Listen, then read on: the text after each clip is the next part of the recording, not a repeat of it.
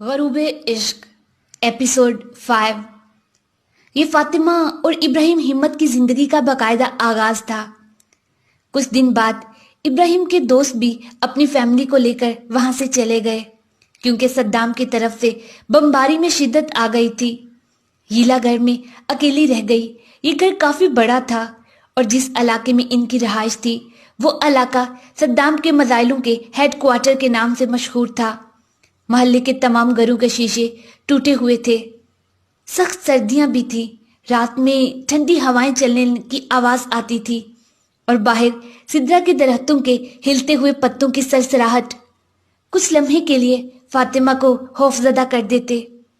हाजी के दोस्त की फैमिली और मालिक मकान की फैमिली भी वहां से चली गई। इस बिल्डिंग में अकेली रह गई। रास्तों से भी इतनी आगाही नहीं थी और जब ब्लैकआउट हो जाता तो फातिमा सहम कर एक कोने में तस्बीह लिए बैठी रहती। फिर खुद ही सोचती, हीला तुझे क्या हो गया है? मिशन के दौरान तेरी दलेरी तो सबकी जुबान जद थी और अब तू इतना डर क्यों रही है? मगर इस वक्त तो नक्शा ही दूसरा था। वो बिल्कुल तन्हा थी, न सिर्फ घर में बल्कि मोहल्ले में भी, और यहाँ के रास्तों से भी वाकिफ न थी। इस अजनबी शहर में वो बिल्कुल अकेली रह गई थी। इब्राहिम भी 2-3 दिन के बाद आते और दूसरे दिन ही सुबह ही चले जाते। इस बार इब्राहिम आए तो फातिमा आधे घंटे तक उनके सामने बैठी आंसू बहाती रही। अलबत्ता ये फातिमा का मामूल बन गया था। आधा घंटा इब्राहिम के आने के बाद और आधा घंटा इब्राहिम के जाने के बाद आंसू जरूर बहाती, और अगर इब्राहिम पूछ लेते कि फातिमा क्या हुआ है, क्यों इतना रो रही हो, तो फातिमा सिर्फ यही कहती, कुछ नहीं हुआ, आपके लिए उदास हो रही थी। या इब्राहिम से इतनी बेकरारी से रोते हुए देखते तो कहते, फातिमा आप मेरे महाज पर जाने से इतनी परेशान हैं क्या? हर बार मेरे आते जाते आपको मेरी खातिर रोना पड़ता है। फातिमा जवाब देती, नहीं ऐसी कोई बात नहीं, आप मेरे रोने पर ज्यादा ध्यान मत दिया करें। मैं जब आपको देखती हूँ तो ये खुशी और शुक्र के आंसू हैं जो मेरी आंखों से गिरते हैं। अगर आपकी जगह कोई और होता तो शायद मैं इसे अपना दिल न दे पाती, क्योंकि मैं शहादत से आगे किसी और दुनिया को चाहती थी, ये दुनिया नहीं। कभी अपने रोने की वजह ये बताती कि ऐसे हालात की वजह से मेरा दिल भर आता है।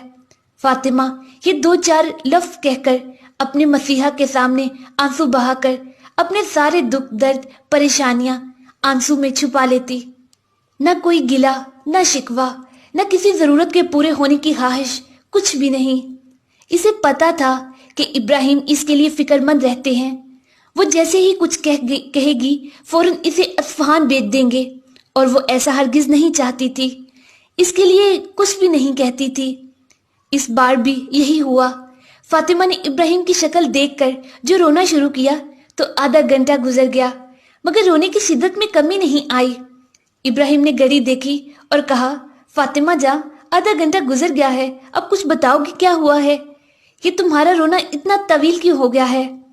कुछ नहीं, आजकल मैं खौफजदा रहने लगी हूँ और हल्की सी आहट पर सहम जाती हूँ, बस यही बात है। फातिमा ये कहकर चुप हुई तो इब्राहिम ने माहौल को बदलने के लिए हंस कर कहा, हीला बहबानी एक फौजी अफसर की बेटी और डर। फातिमा इब्राहिम हिम्मत की बीवी और खौफ पावे में तो तुम सबकी आइडियल बनी हुई थी। अक्सर तुम्हारी दलेरी पर मैं खौफजदा हो जाता था। फिर इब्राहिम ने कहा, तुम अपना हौसला ना तोड़ो, मैं भी इसी फिक्र में हूँ कि तुम्हें यहाँ से कहीं और लेकर जाऊं, क्योंकि मोहल्ला हाली हो चुका है और दुश्मन की तरफ से एक बड़े हमले की तैयारियों की खबर मिली है। अगर सद्दाम इस हमले में कामयाब हो गया तो 10 वोल्ट को हाक में यकसर कर देगा। रात के 2 बजे का सा टाइम था कि फातिमा को महसूस हुआ बाहर गली के दरवाजे पर कोई आहिस्ता आहिस्ता खटखटा रहा है। फातिमा ने सरहाने रखे टाइम पीस की तरफ देखा। इब्राहिम अगर इस वक्त आते तो उनके पास तो दरवाजे की चाबी है। फातिमा उठकर बैठ गई और कान बाहर के दरवाजे पर लगा दिए। कुछ सेकंड बाद दोबारा खटकने की आवाज आई। इस बार लग रहा था जो कोई भी है छोटे कंकड़ या किसी सख्त चीज से दरवाजा खटखटा रहा है। जब से मोहल्ला हाली हुआ था इब्राहिम ने एक दो सिपाहियों की ड्यूटी लगाई हुई थी कि वो रात में आकर मोहल्ले का पहरा देते थे। इब्राहिम महाज पर थे और कई दिन से घर नहीं आए थे, मगर ऐसा लग रहा था कोई सिपाही भी नहीं पहुंच पाया है। फातिमा ने पिस्तौल को लोड किया, चादर सर पर ली और दरवाजे पर आई। दरवाजे की ओर में से जरा बाहर झांक कर देखा। इतना अंधेरा था कि सामने दरवाजे पर इसे कोई भी नहीं दिखा। गली सुनसान पड़ी थी, दरवाजे पर तो कोई नहीं। खौफ की सर्द लहर फातिमा ने अपनी रीढ़ की हड्डी में उतरती महसूस की, मगर इतना अंदाजा हो गया था कि दुश्मन या मुनाफिकीन में से कोई नहीं होगा। इन्हें खटखटाने की जरूरत ही नहीं थी। यही सोचकर फातिमा ने एक कदम दरवाजे से बाहर रखा और एक कदम दरवाजे से अंदर ही रखते हुए बाहर झांका। देखती है इब्राहिम अंधेरे में दीवार से चिपके खड़े हैं। ऐसा लगता था किसी से छुप रहे हों। फातिमा ने गहरी सांस ली और पूछा, अंदर क्यों नहीं आते? ये क्या आंख मचोली खेल रहे हैं? मेरा दम निकल गया, मुझे शर्म आ रही है। इतने दिन से नहीं आया और अब आया हूं तो इस हुलिये में। ये कहकर इब्राहिम दीवार से हटकर थोड़ा आगे आए। क्या कह रहे हैं? अंदर तो आए, इतनी सर्दी हो रही है। फातिमा ने यह कहकर इब्राहिम को बाजू से पकड़कर अंदर खींचा। इसने महसूस किया कि इसके हाथ गीली मिट्टी में हो गए हैं। फातिमा ने सहन में लगे जीरो के बल्ब का रोशन किया। इब्राहिम को सर से पैर तक देखा। इब्राहिम गीली मिट्टी में लटपट थे, हत्ता सर पर भी गीली मिट्टी चिपकी हुई थी। ऐसा लग रहा था गीली मिट्टी के तालाब में गोता लगाकर आए हों। इब्राहिम ने अपने कीचड़ में अटे बूट जमीन पर मारे। फातिमा ने इब्राहिम पर से अपनी निगाहें हटाते हुए कहा, कोई बात नहीं, अब आ जाएं। सुबह तक तो यहाँ तक खड़े रहने का इरादा नहीं है क्या? बाकी के अल्फाज फातिमा चबा गई। इस वक्त फातिमा का दिल मोहब्बत, गम, फहर की मिली जुली कफियत से सरशार था।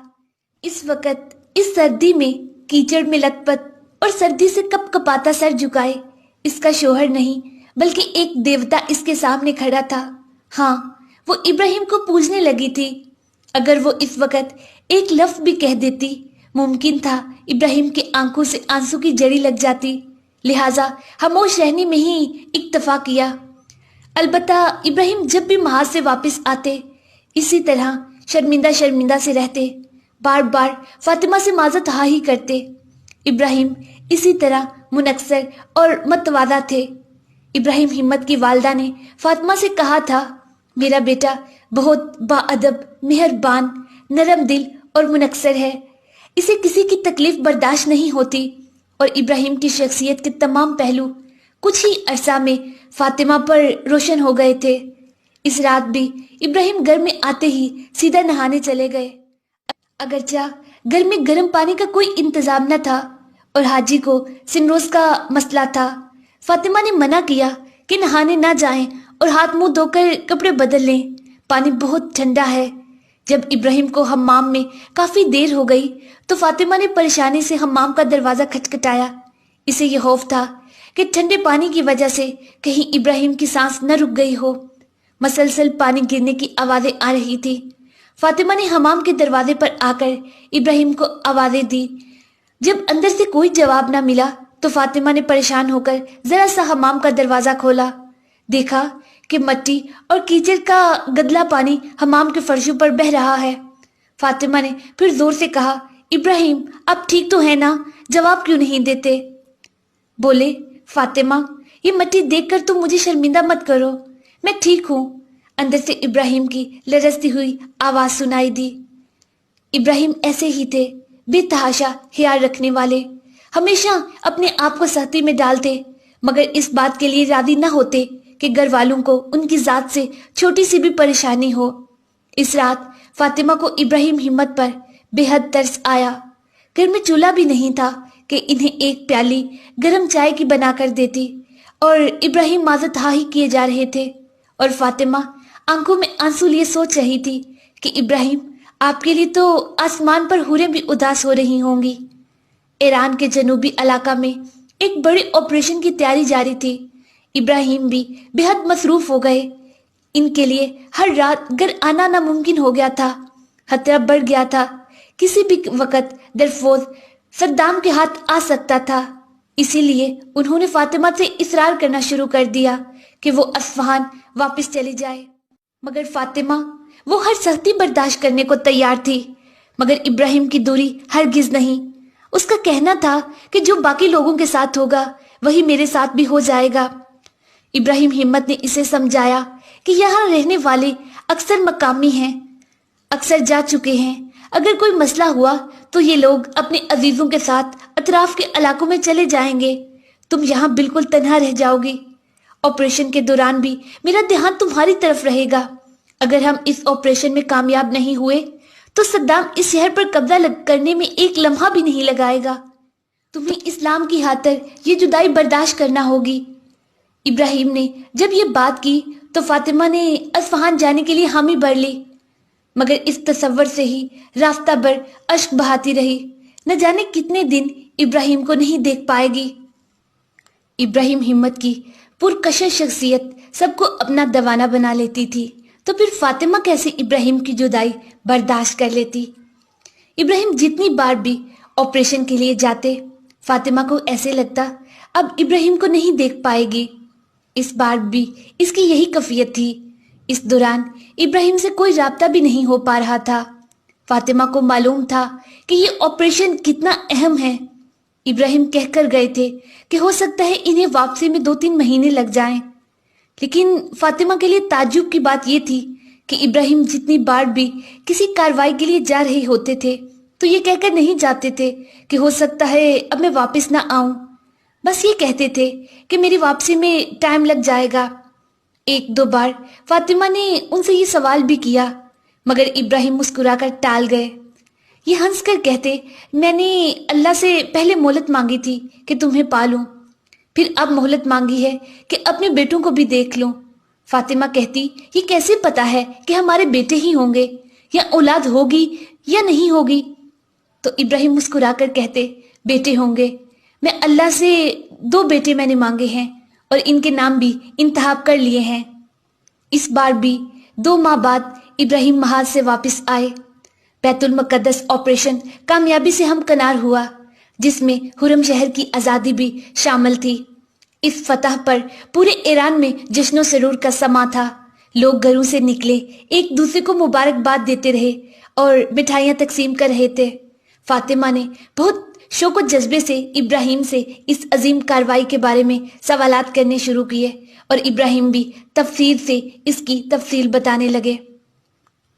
آپ کی یاد آوری کے لیے میں یہ بتانا چاہوں گی، 1980 میں صدام کی جانب سے ایران پر مسلط کرتا جنگ جو 8 سال تک طویل کھینچی گئی اور جسے ایران نے دفاع مقدسہ کا نام دیا ہے، اس جنگ میں ایران کی جانب سے 10 اہم اور وسیع آپریشن انجام پائے، جس میں سے 4 آپریشن انتہائی اہم اور حساس تھے: عملیات بیت المقدس، عملیات فتح المبین، عملیات رمضان اور عملیات خیبر، جس میں سردار خیبر شہید ابراہیم ہمت نے جام شہادت نوش کیا۔ ان 4 اہم کارروائیوں میں سپاہ اور فوج کے تمام بڑے کمانڈر شریک تھے۔ اس آپریشن کی اہم خصوصیات یہ تھی کہ صدام نے، جس نے حرم شہر کو عراق کے نقشے میں شامل کر لیا تھا اور حرم شہر کا نام محمرہ میں تبدیل کر دیا تھا، اور کورس کی کتابوں اور عراق کے نقشوں میں باقاعدہ شامل کر دیا گیا تھا، مگر خدا کی مرضی سے 19 مہینے میں ہی خدا کی فوج کے جوانوں نے اس شہر کو آزاد کرا لیا۔ حرم شہر کی آزادی پر امام خمینی نے فرمایا، حرم شہر کو خدا نے آزاد کیا ہے۔ بیت المقدس کارروائی کی عظیم کامیابی کے بعد بیت المقدس 2، 3، 4، 5، 6 اور 7 کارروائیاں بھی انجام پائیں۔ ان کارروائیوں کے بعد ایران نے ایک مٹھی ہاک بھی دشمن کے قبضے میں نہیں رہنے دی۔ اس بار بھی ابراہیم 2-3 دن بعد ہی واپس آئے۔ فاطمہ کو ابراہیم پر بہت ترس آیا۔ جتنے بھی دن ابراہیم گھر میں ہوتے، فاطمہ نے انہیں مطمئن کبھی سوتے ہوئے نہیں دیکھا۔ فاطمہ نے ہمیشہ ابراہیم کی خوبصورت آنکھیں سرخ ہی دیکھیں، کبھی راتوں کو خدا کے حضور گریا کرتے اور کبھی تھکن سے۔ البتہ اکثر صبا کے کمانڈر ایسے ہی تھے، جو ذمہ داری ان کے کاندھوں پر تھی، وہ انہیں نیند بھرنے اور تھکن اتارنے کی اجازت نہیں دیتی تھی۔ ان دنوں فاطمہ کی طبیعت گری گری سی رہنے لگی تھی۔ حج ابراہیم ہمت کی یہ دعا بھی پوری ہونے والی تھی، مگر فاطمہ سخت اداس تھی۔ وہ جو ہمیشہ ابراہیم ہمت کے ہمراہ مشن پر رہنے اور ساتھ شہید ہونے کے خواب دیکھ رہی تھی، بچے کی آمد تو اس کے پیروں میں زنجیر بن جاتی۔ اسے ایک دم ہی ابراہیم پر غصہ آنے لگا۔ کتنے خود غرض ہیں ابراہیم آپ نے سب کچھ اپنے لیے انتخاب کیا، حتی شہادت بھی، مجھے بھی حاصل کر لیا، اب بچے کے باپ بھی بن کر اولاد بھی، بس میرے خواب کا کیا ہوا جو پاوے جانے سے پہلے وصیت نامہ میں لکھ چکی تھی۔ روز غسل شہادت کرتی اور رات کی تاریکی میں یہ سوچ سوچ کر آنسو بہاتی کہ آج کا دن بھی گزر گیا اور اسے شہادت نصیب نہیں ہوئی۔ مہینہ بھر بعد ابراہیم جب واپس آئے تو فاطمہ نے ان سے بات ہی نہیں کی اور نہ ہی ان کے سامنے آئی۔ فاطمہ کی والدہ نے ابراہیم کو بچے کی خوشخبری سنائی اور فاطمہ کے بارے میں بتایا۔ ابراہیم فوراً سجدہ شکر میں گر گئے، کافی دیر فاطمہ کو سمجھاتے رہے۔ کچھ دن بعد جب ابراہیم نے جانے کی تیاری کی تو فاطمہ نے بھی ابراہیم کے ساتھ جانے کے لیے اپنا بیگ تیار کر لیا، مگر ابراہیم نے سختی کے ساتھ لے جانے کو منع کر دیا۔ اس حال میں اسے ہرگز نہیں لے کر جا سکتے، وہاں رہنے کا بھی کوئی انتظام نہیں ہے۔ فاطمہ کی والدہ نے بھی اسے جانے سے روکا، مگر فاطمہ بہت روئی اور ابراہیم سے وعدہ کیا کہ بچے کی پیدائش پر ان کے پاس ہوں گے۔ فاطمہ کی حملگی کے دوران ایک دو بار ابراہیم گھر آئے، 2-3 دن رہتے اور پھر چلے جاتے۔ فتح المبین اور بیت المقدس کاروائی اور ایران کو بہترین کامیابی کے بعد دشمن نے حملوں میں شدت کر دی تھی۔ صدام کے فوجی پاگلوں کی طرح اندھا دھند ہر علاقے کو ٹارگٹ بنا رہے تھے، حتیٰ شہر حلب جو عراق کا اپنا شہر تھا اور ایران کے صوبے کردستان سے ملحق تھا، کیمیکل بمباری سے نشانہ بنا کر حلب کے شہریوں کو موت کی نیند سلا دیا۔